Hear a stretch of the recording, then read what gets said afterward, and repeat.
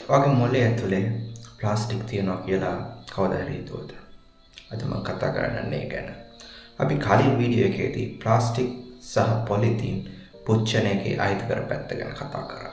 ඒ වගේම ලංකාවේ අවාසනාවට යම් පිරිසක් හිතන්න පුරුදුලා ඉන්නවා තමන්ගේ ගෙදර නොතිරන කුණු පොලිතින් බෑග් එකකට දාලා කොහෙට හරි විසික් කළාට පස්සේ ප්‍රශ්න ඉවරයි සියල්ල අවසන් කියලා.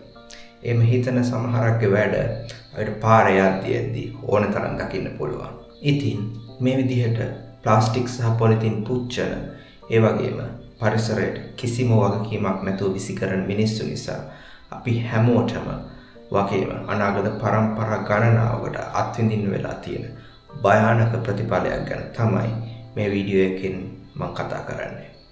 මේ වීඩියෝ සීරීස් එකේ කලින් වීඩියෝ වල කිව්වා වගේම එහෙම විසිකරන හා පුච්චන ප්ලාස්ටික් සහ පොලිතින් අවසානයේ ආහාර දාමය හරහා අපේම ශරීරය තමයි නතර වෙන්නේ. ඒ වගේම අද වෙද්දී බෙහෙත් හොයාගෙන නැති හුඟක් ලෙඩ රෝගවල ආරම්භක මූල බීජය වෙන්නේ මෙන්න මේ විදියට ශරීරය ඇතුළට එන ප්ලාස්ටික් සහ ඒ හරහා ඇතුල් වන රසායනික ද්‍රව්‍ය. මේ අතර විශේෂයි මයික්‍රෝප්ලාස්ටික්ස්. අද වෙද්දී මේ Nature Research article එකේ කියනවා වගේ මිනිස් මොලේ මේ විදිහට එන මයික්‍රෝප්ලාස්ටික්ස් තැම්පත් වෙන තත්වයට පත් වෙලා තියෙනවා. මේ රිසර්ච් එක කරන්නේ ඇමරිකාවේ නිව් මෙක්සිකෝ විශ්වවිද්‍යාලයේ. ඔවුන්ගේ සොයා ගැනීම් වලට අනුව අද වෙනකොට ඇවරේජ් එකක් විදිහට ග්‍රෑම් 10ක් පමණ ප්ලාස්ටික් මිනිස් මොලේ තැම්පත් වෙලා තියෙනවා කියලා හොයාගෙන තියෙනවා. මොනවද මේ මයික්‍රෝප්ලාස්ටික්ස් කියන්නේ? මේ ඇවිල්ලා අපේ ඇහැට පේන තරමටත් වඩා කුඩා ප්ලාස්ටික් අංශු. මේවා පරිසරයට එකතු වෙන්නේ විශාල ප්‍රමාණයේ ප්ලාස්ටික් කොටස් විවිධ පරිසර තත්ත්ව යටතේ. උදාහරණයක් විදිහට ඉහළ උෂ්ණත්ව තත්ත්ව වගේ. මෙන්න මේ යටතේ කුඩා කොටස් වලට බිඳ වැටීම හා මයික්‍රෝප්ලාස්ටික්ස් අඩංගු වෙනත් මැටීරියල් හරහා ඍජුවම පරිසරයට නිකුත් වීමෙන් සමහර වෙලාවට ඇඳුම් පැළඳුම්, ටයර්, හයිජීන් ප්‍රොඩක්ට්ස් වගේ ගොඩාක් මයික්‍රෝප්ලාස්ටික්ස් පරිසරයට නිකුත් කරන ඍජු මාර්ගයක් තියෙනවා. ඉතින් කලින් කිව්වා වගේම ආහාර දාමය හෝ හුස්ම ගන්න වාතය හරහා මේ මයික්‍රෝප්ලාස්ටික් අංශු ශරීරයේ ඇතුළට ඇතුල් වෙනවා. ඒ වගේම මේ මයික්‍රෝප්ලාස්ටික් වල අඩංගු ඊටම විෂ සහිත කෙමිකල්ස් ශරීරයේ විවිධ තැන්වල පැතිරලා යනවා.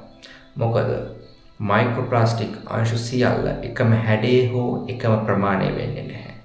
ඉතින් සමහර අංශු කොච්චර පුංචිද කියනවා නම් අපේ ශරීරයේ තියෙන ඊටාම වැදගත් නැචරල් ෂීල්ඩ් එකක් නැත්නම් විෂ බීජ වලට එරෙහි ආරක්ෂණ පද්ධතියක් වන blood brain barrier එකනොත් බේරිලා මේ මයික්‍රෝප්ලාස්ටික් අංශු ගමන් කරනවා. අන්න ඒ විදිහට තමයි මයික්‍රෝප්ලාස්ටික් අවසානයේ ගිහිල්ලා අපේ මොලේ නතර වෙන්නේ.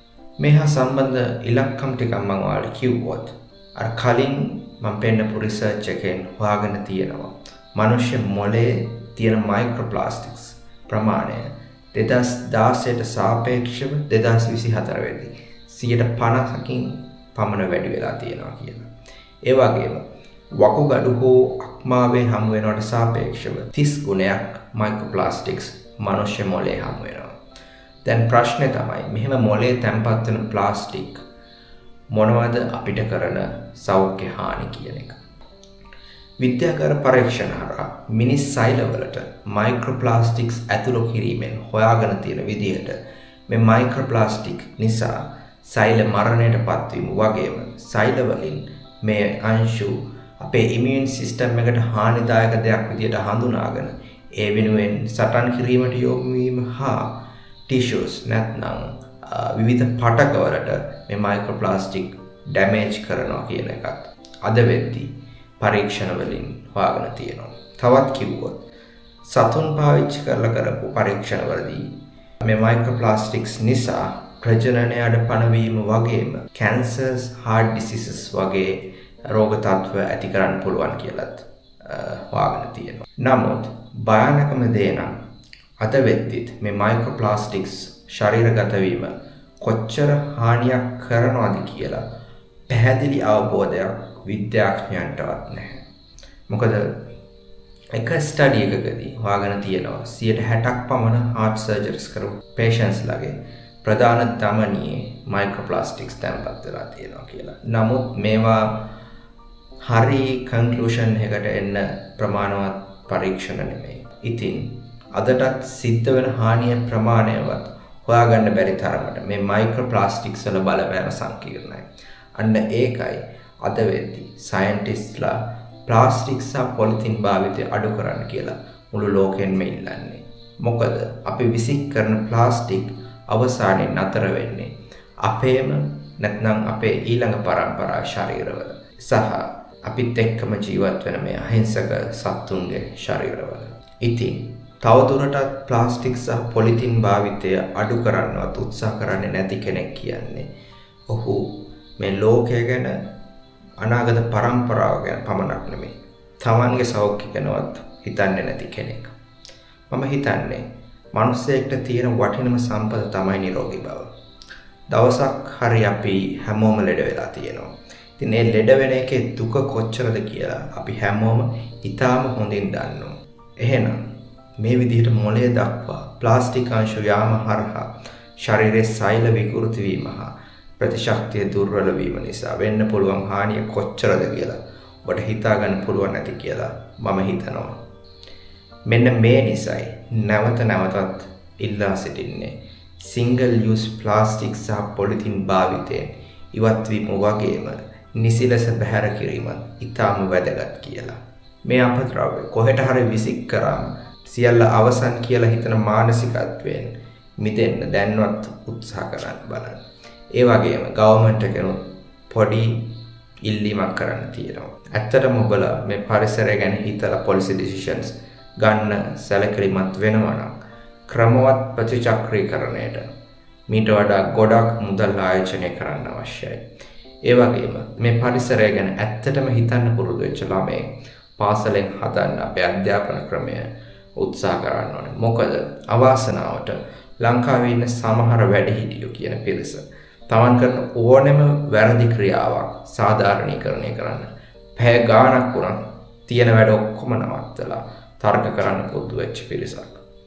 ඉතින් එහෙම පිරිසකගෙන් පරිසරයට ආදරය කරනවා කියන දේ බලාපොරොත්තු වෙන්න ගොඩක් අමාරුයි. නමුත් ඊළඟ පරම්පරාව හරි ජීවත් වෙන පරිසරය නැත්නම් වෙන කිසිම දෙයක් අපිට නැහැ කියලා හිතන්න පුරුදු කරගන්න අපිට පුළුවන් වුණොත් පාරවල් අයිනේ දකින්න මේ ප්ලාස්ටික් බෝතල් පොලිතින් කවර අඩු වෙයි කියලා මම හිතනවා. ඒ වගේම මේ අපද්‍රව්‍ය විසික් කරන්න හරි public dustbin management system එකක් maintain කරන එක government එක බලාපොරොත්තු වෙන මේ අපේ රට පවතින තත්ත්වයේ ඉඳලා අලුත් level එකකට ඔසවා තැබීමට ඉතාම වැදගත් දෙයක්. මොකද අපේ අසල්වැසි ඉන්දියාව උදාහරණයකට ගමු. මේ වෙද්දි ලෝකයේ සිව්වැනි හෝ පස්වැනිම ධනවත් රට තමයි ඉන්දියාව. නමුත් ඔවුන්ට ජන සමාජයක් විදිහට ඒ ලෙවල් එකක් උඩට ගන්න අමාරු හේතු අතර එකක් තමයි අපද්‍රව්‍ය බැහැර කිරීම ගැන හරි අවබෝධයක් හරි ආකල්ප සමාජයේ නැතිවීම. එහෙනම් ඊළඟ පාර single use plastic හෝ polythene product එකක් පාවිච්චි කරන්න කලින් මේ ගැනත් හිතන්න කියලා ඉල්ලනවා. එහෙනම් වීඩියෝ එක ඉවර කරන වෙලාව ඉල්ලන්න තියෙන ඔයාලට මේ channel එක subscribe කරන්න වගේම මේ පණිවිඩය තව පිරිසකට දකින්න share කරන්න comment කරන්න. එහෙනම් ඊළඟ වීඩියෝ එකනොත් මේ වගේම කාලජ් දෙයක් ගැන කතා කරමු. ස්තුතියි නන්රි. Thank you.